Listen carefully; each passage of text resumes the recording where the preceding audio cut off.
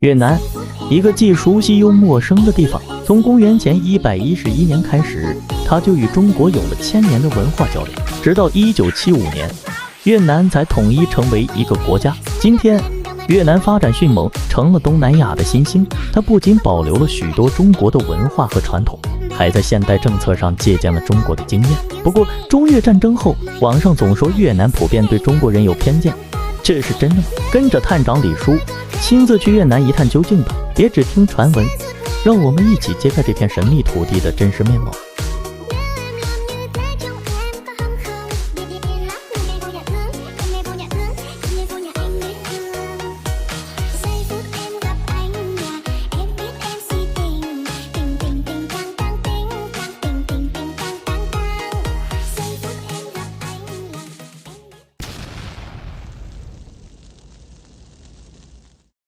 所以对于越南，我们的传统观念和印象是否还停留在70年代、80年代？那个时候我们从美国电影里面，或者是政治上面宣传的那个样子呢？其实不一样。其实越南已经在80年代已经开始改革开放了，所以呢，有很多已经逐渐成为一个新的亚洲的一个经济重心。所以我觉得来到越南，我们通常说越南三宝，要了解到这一个国家的习俗和文化，最重要的途径其中之一就是食物。所以呢，我身后的这个地方呢，我因为也没有吃饭，然后路过这个地方，我有看到春卷，所以我想试一下，所以一起去看吧。Yeah, this. Phở bò. Oh, phồng bò. Phở bò. Phồng bò. Do I have phồng bò? Phở bò. Phồng bò, yeah, phồng bò. Bee noodle. Bean noodle, yeah, Yes, alright. okay. Phồng bò and coffee. Green roll. Coffee. Yeah, coffee. I have green roll.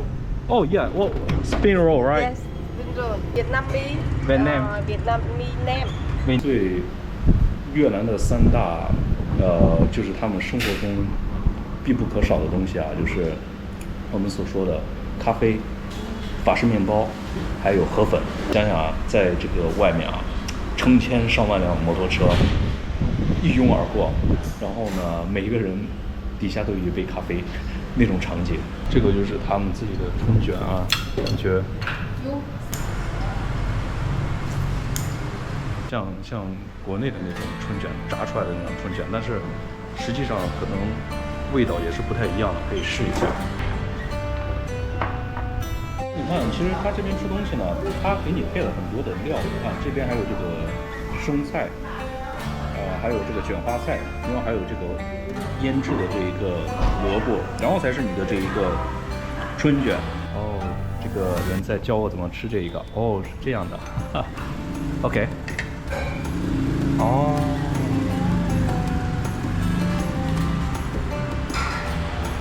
它是把这个东西，它这个菜有点像我们吃的那个肉一样，把它卷起来，然后再加上一些这样的，然后再加上这个刚刚腌制的这个酸萝卜之类的东西，然后再去蘸这个汁料，其实差异性还是蛮大的，是吧？这个和直接吃春卷的感觉完全是不一样的，它有股那种中药味的那种感觉。我觉得这是这边的这个饮食习惯，所以你要了解这个地方呢，饮食是一个非常重要的一个途径。Coffee Vietnam. Coffee Vietnam. Coffee Phin. You. Hello. Coffee meal. Coffee meal. Oh, I see.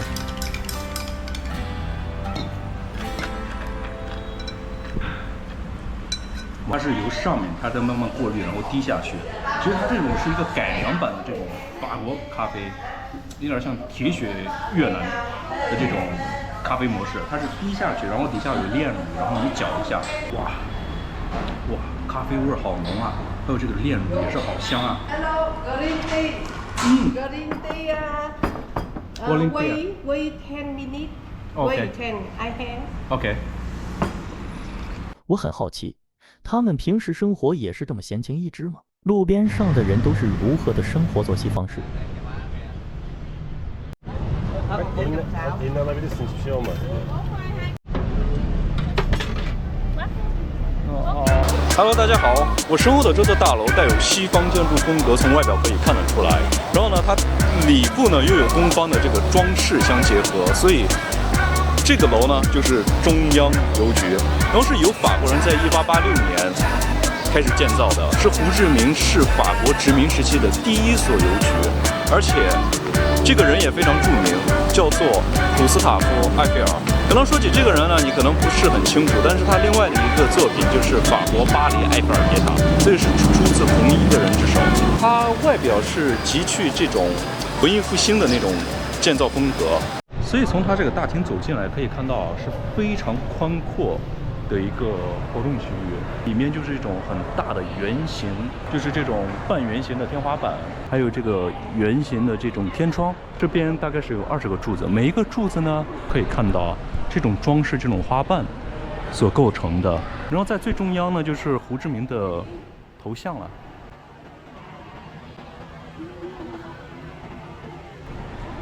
所以几乎每一个人来到胡志明都会来到中央邮局，然后呢必不可少的去写上一封明信片，然后寄给远方的朋友，以此来作为留恋。里面呢它还是有着这100多年前所保持的这种风格，每个人都在这边写他们的明信片，然后呢以此作为纪念。过去的100多年里，人们总是通过这种方式给远方的亲人寄托思念，这些充满温情的记忆依然鲜活地保留着，仿佛一座桥梁，连接着新一代与那些充满深情的旧时光，见证着曾经的每一份牵挂与期盼。当第一座邮局在胡志明建立，这里呢就是写信、寄信、打给国外电话的唯一的一种方式。这个地方它现在还是可以去打国际电话的，在这个里面 phone to call people international. Don't have phone to phone. Oh, don't have phone to call. Oh. I go to university. Oh, you are university student. Saigon University. 哦 ，OK。一进门的这2个地方呢，就有2个非常著名的这个图啊，可以看到这个是1936年，因为越南和柬埔寨也发生过战争，所以这是当初他们的这个战争的这个地图，也是一个纪念图。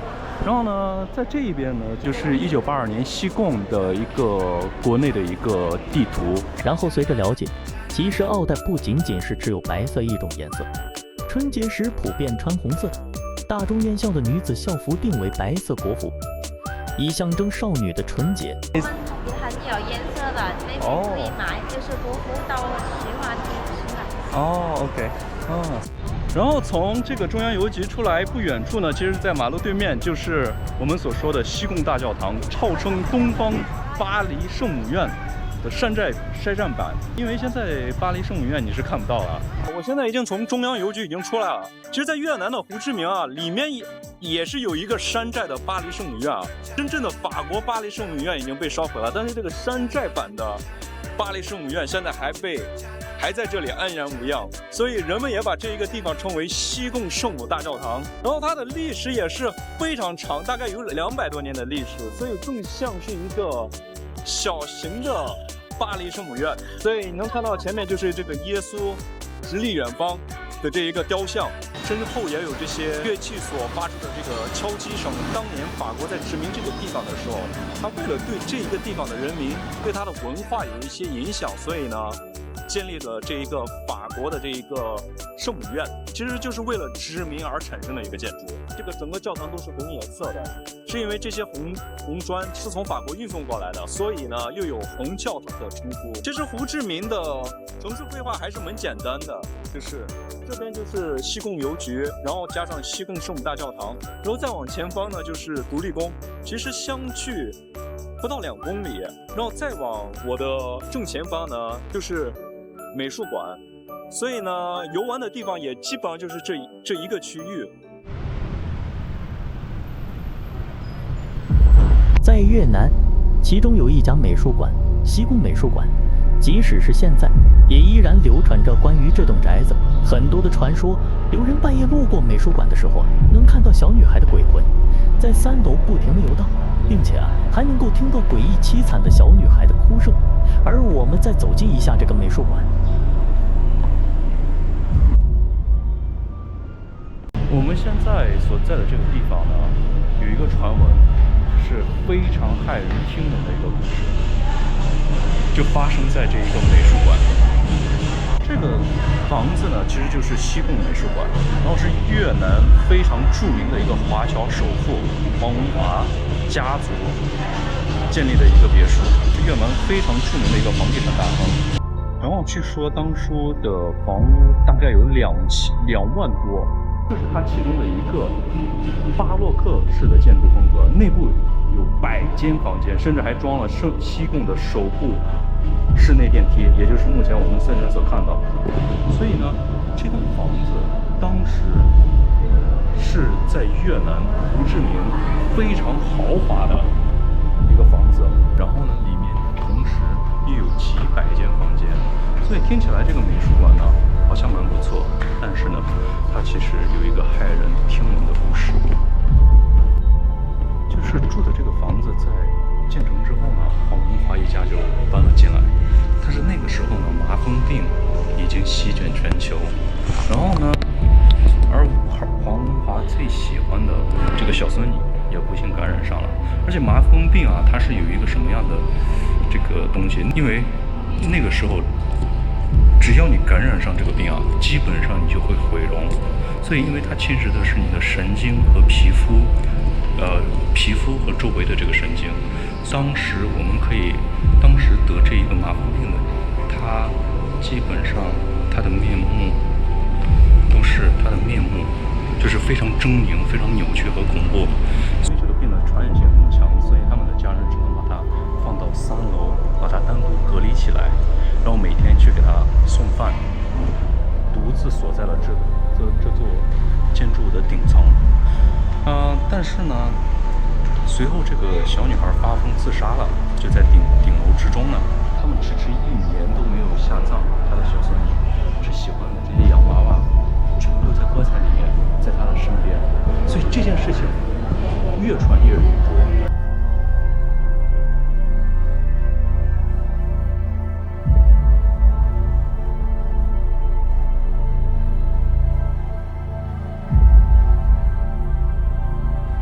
所以到后来啊，就是这个家族想卖掉这个房子的时候呢，虽然说非常低价想卖出去这个房子，但是一直都没有人去收购这个房子。直到最后呢，越南政府贪图便宜，然后呢就低价把这个房子买了回来，然后呢就现在变成了如今的美术馆。在美术馆中，还是发现了很多很喜欢中国的越南女孩子，她们也在学习中文，甚至有些是中国语言专业的学生。Hello. Vietnam. Okay. No, I think you can speak some Chinese. Yeah. you probably can travel to China in the future if you want. Maybe Shanghai. You want to go which city in China? Beijing. Wow, the pronunciation is very good actually. Beijing. Hi, it's quite. Hi. It's quite nice actually. They're just walking around here. Electronics, nurse, computer. My major is electronic and computer engineering. Computer engineering. But my major is electronic communication. I think so many Chinese also come traveling here. Yeah, so many Chinese also will come and see this place. 当我赶路时，突然有人冲上来，强行脱掉了我的鞋子，我顿时愣住，心跳加速。经过询问才知道，他是要帮我修补鞋子。这突如其来的好意让我措手不及，却也让我意识到，有时所谓的帮助未必是我们需要的。哇，我是从这边走过去啊，他立刻就看到我，就把我的鞋子脱下来了。Maybe let's just take, yeah, let's go. Thank you, thank you. Yeah. 哇，刚刚那个纯属意外啊！我在走路，然后呢，他直接就指着我的鞋，然后因为我的鞋开胶了嘛，然后他立刻就直接给我的鞋上面上那个502胶，然后呢，他也没有说多少钱，我问他多少钱，他说没关系，先坐，先坐。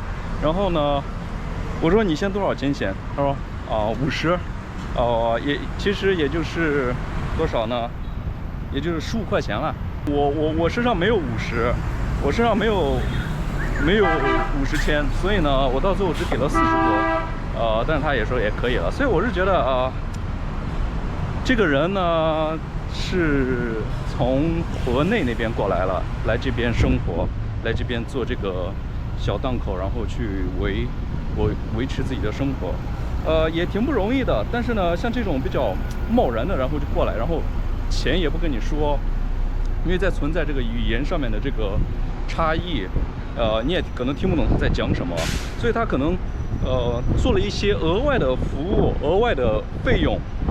其实你是不知道的，所以我是觉得这个可能就是产生这个矛盾的地方。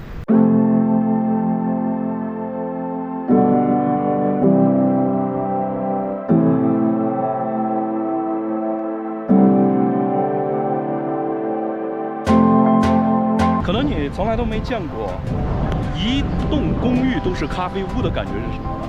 在我身后的这个地方呢，它是整栋全部都是以咖啡为主题的咖啡店，所以可以看到它的外面这一层啊，全部都是阳台，可以在晚上的时候可能吹着风，然后也蛮凉快的。但是整层全部都是喝咖啡的，然后感觉这个对于选择困难症来讲啊，真的是蛮难选择到底要去哪一层。在路上拍摄时，我碰到了一个从河内来的本地人，他很随和，聊起了这边的文化和生活，带着浓浓的地方情怀。他对未来满怀期待，谈论着自己的憧憬和希望。他的热情和乐观让我觉得，这片土地不仅有历史的沉淀，也有无限的可能在等着被发现。And also coffee is so special, like a metal on the top, dripping. Yeah, dripping Yes. coffee. Yeah, this is something. Different, totally different Yeah. from other countries. I think that is Very strong as well. yeah, very strong and very sweet. I know sweet is because they like the sweetened milk. Oh, Correct? yes. They mix with the sweetened milk, condensed milk. Yeah. Correct? So Yes. it's very sweet.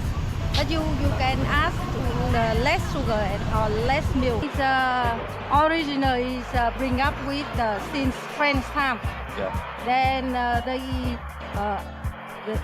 one thing I see that Vietnamese people they all the time want to make something different. Okay. Even language, Yes. even it's not Chinese, but Chinese people can reading this. Yeah. But I cannot read. That is the time that we changing our direction. Yeah. But even the time with China, we still want to create something different from China. Yeah. So we have another set of the character called nom Yeah. in Vietnamese. It means writing in our way. Yes. Bro. But it's speaking nearly similar. Now I watch a movie from Korea, Chinese, Vietnam, and even in Japan. Yeah. There is many words is similar. Yeah. But is your doctor speak Chinese? No. Okay. But I think learning Chinese is also a good point. Yeah. But have you visited China before? Yes, I visit Guangzhou and Beijing. Beijing. Lucky for me that I work for the international company.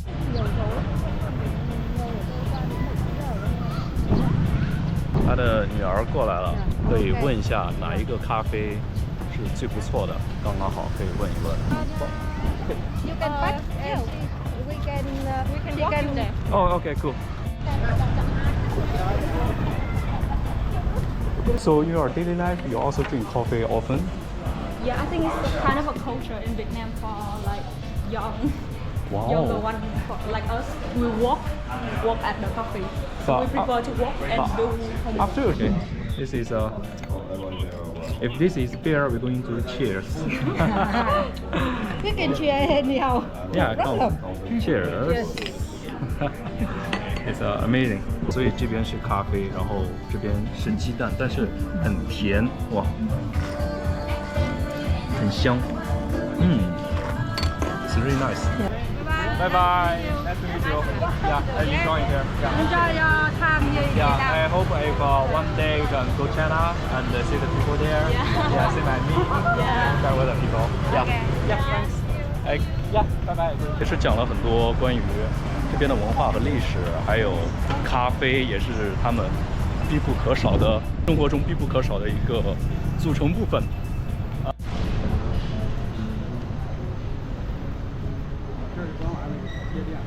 边境市场建成于1914年，在第2次世界大战中被破坏后，于1950年进行了翻修。它是胡志明市最大的大型市场之一，是许多旅行者的必到之处。这里的商店数量众多，气氛热烈，给人一种独特的东南亚感觉。这个已经是在胡志明已经算一个非常大的一个商场了，卖的东西也是琳琅满目啊，什么商用品呀，而且这里边的商店数量也很多。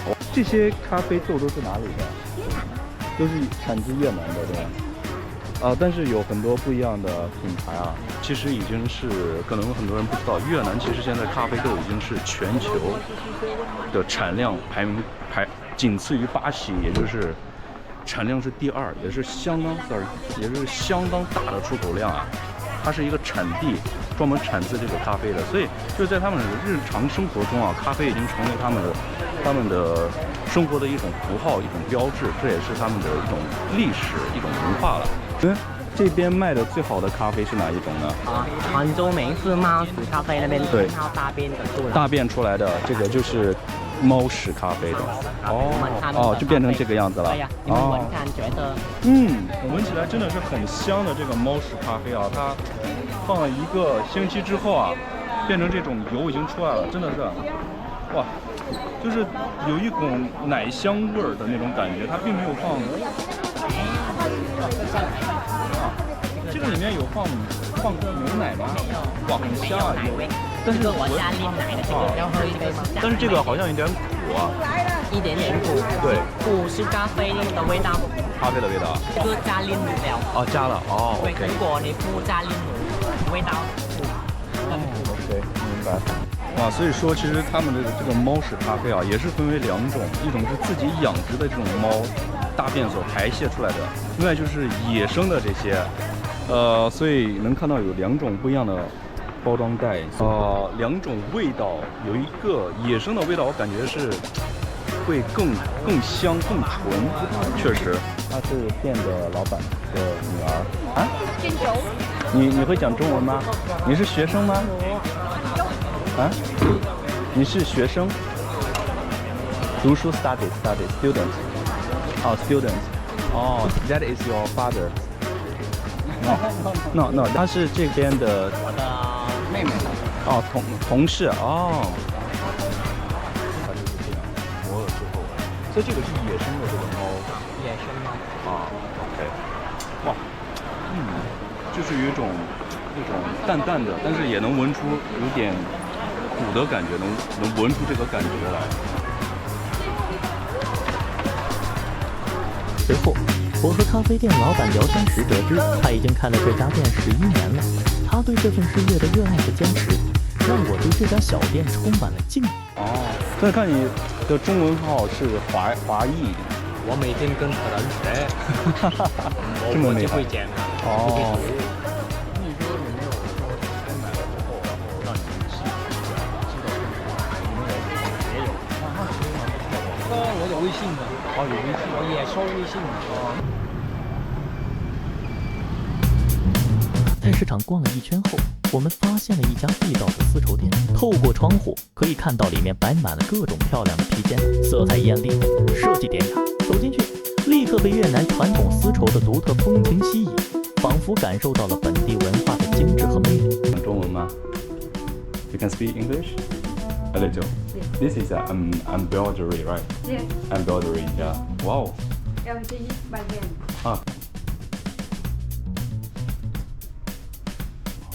Amazing. This is a Vietnamese. Yes. Vietnamese.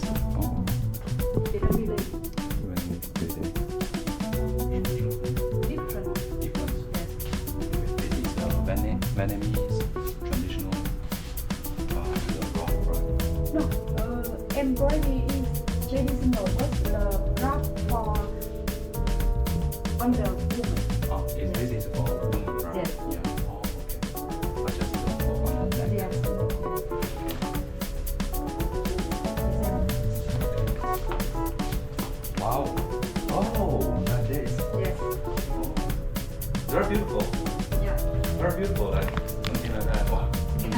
哇，very beautiful，I mean。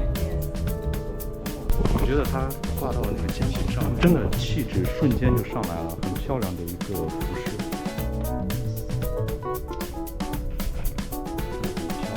Oh, this is for men, but this is also traditional clothes in Vietnamese.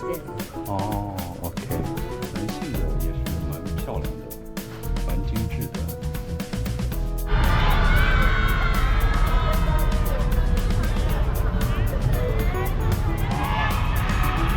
哇，可以看观光车是一辆接一辆啊。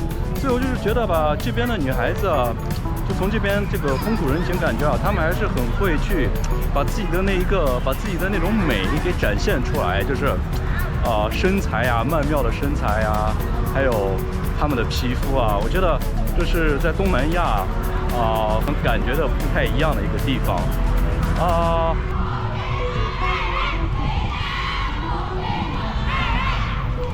其实是很会打扮，然后呢，很会去表现自己的这种外在的一种美，好吧？然后皮肤也是很白，男性还是比较少一些，所以从这边看过去，女性普遍来说出现的频率还是蛮高的。越南之旅即将接近尾声，但这段旅程让我充满热情。在胡志明市，我见证了不一样的文化碰撞，感受到了浓厚的本地风情。无论是熙攘的市场，还是精致的丝绸地，越南的传统和现代在这里完美交融。这个国家正以飞快的步伐迈向未来。接下来我们将搭车6小时前往芽庄，那边等待我的又会是什么精彩故事？一起跟着探长李叔继续探险吧。